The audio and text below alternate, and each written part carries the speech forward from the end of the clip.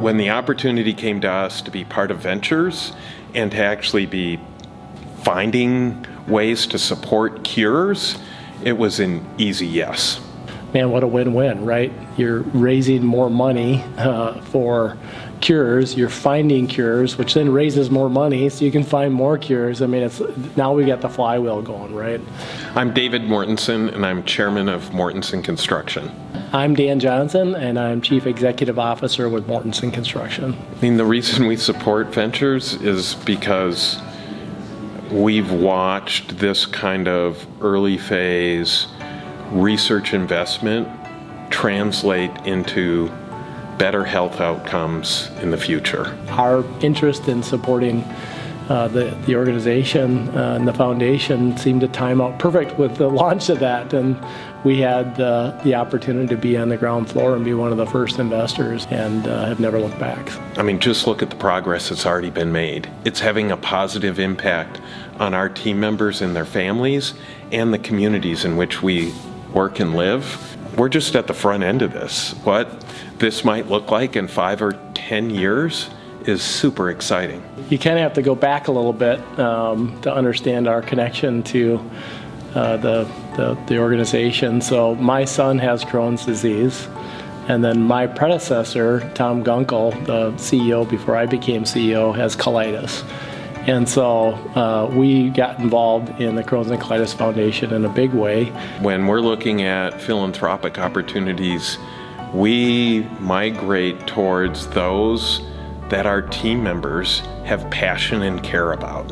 When we started getting involved in Crohn's and colitis, we discovered exactly how many team members and their families are impacted by IBD, and it's huge. In order to create a breakthrough, you've got to have dollars dedicated to the front end where you don't know whether a return is possible or not. And those are usually the hardest dollars to find, and we knew if we could be a spur and some catalyst for that fuel, it would get others to give and actually create a foundation of financial support for the raw research that was going to be necessary to find new treatments and drugs to support people with IBD. Think big, give big. This is an organization that pays huge dividends. And as we all look to give our money away, I think we're, in our time and our treasure, we're thinking, where can that have the biggest impact? And I can tell you from years of being involved in the Crohn's and Colitis Foundation, the return is huge. The money is well used. It's invested. It's not just flittered away.